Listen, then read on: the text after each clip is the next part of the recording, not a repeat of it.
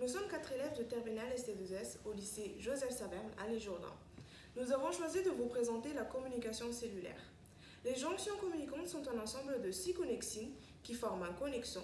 Ces pores intracellulaires permettent au cytoplasme d'une cellule de communiquer avec une autre. Dans cette expérience, nous espérons mettre en évidence l'utilité et l'efficacité des connexons dans la coordination et la cohésion des cellules face à un stimulus. Comme on peut le voir avec Leslie, nous sommes en train de préparer le glucose oxydase qui va plus tard nous servir dans l'expérience. Pour suivre le protocole, nous avons lavé les différents puits grâce à du PBS et ce 2 fois. Ici, nous pouvons voir que je reproduis l'expérience sous forme de dessin. Comme l'a dit Joris, je suis en train de laver avec du PBS les hépatocytes dans les 2 expériences, c'est-à-dire l'expérience où les cellules ne seront pas grattées et l'expérience où les cellules seront grattées. Là, nous voyons Esli qui manipule lors de cette étape. Là, on peut voir que je suis en train de gratter le fond des puits des cellules pour ainsi permettre de délier les cellules les unes d'entre elles.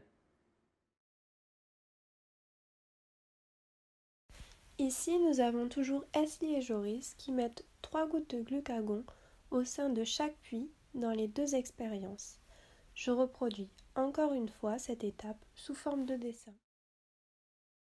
Après 1h45 de repos pour nos hépatocytes dans une étuve à 37 degrés, c'est le moment de faire le dosage colorimétrique.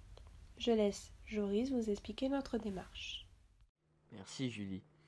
Pour la spectrophotométrie, nous aurons besoin d'odianisine, qui est un produit de contraste utilisé avec le glucose. Nous allons donc ajouter dans chaque tube à essai, toutes les 30 à 60 secondes, 2 ml de réactif. Intéressons-nous d'abord aux hépatocytes. Le foie est capable de stocker le glucose sous forme de glycogène et de relarguer du glucose. Lors d'une hypoglycémie, le pancréas est stimulé.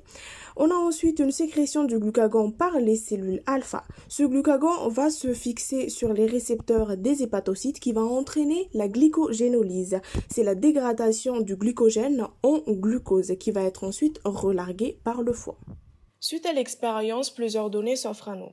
Tout d'abord, on a le tableau d'étalonnage du glucose, qui nous montre une proportionnalité entre son absorbance et sa concentration. Sur une courbe, on peut mieux visualiser cette proportionnalité. Après l'expérience, on a observé un problème. En effet, dû à probablement au spectrophotomètre moins précis du lycée, nos absorbances pour le glucose sont largement inférieures aux absorbances de nos 2 expériences, ce qui pose un problème d'échelle, car nos absorbances ne correspondent à aucun point de la courbe. Et donc, on ne peut pas déterminer exactement la concentration du glucose. Néanmoins, on peut comparer les absorbances des puits grattés et non grattés. On remarque sur le tableau que 4 puits des non grattés dans la 2, 3, 4 et 5 ont une absorbance supérieure à ceux des grattés. Donc l'absorbance est supérieure, la concentration en glucose l'est également.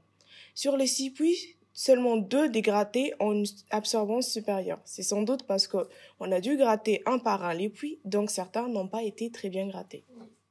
Nous avions pour projet de faire notre expérience au sein d'un laboratoire de recherche à l'INSERM. Mais au vu de la situation sanitaire actuelle, cela n'a pas été possible. Nous l'avons donc réalisé au sein de notre lycée, avec du matériel de moins grande précision. Nos résultats ne sont donc pas significatifs d'un point de vue scientifique. Malgré cette imprécision, nous avons pu quand même interpréter nos résultats, qui montrent la facilité de la communication cellulaire en présence de jonctions communicantes. Pour préciser les résultats trouvés, il faudrait refaire cette expérience en laboratoire.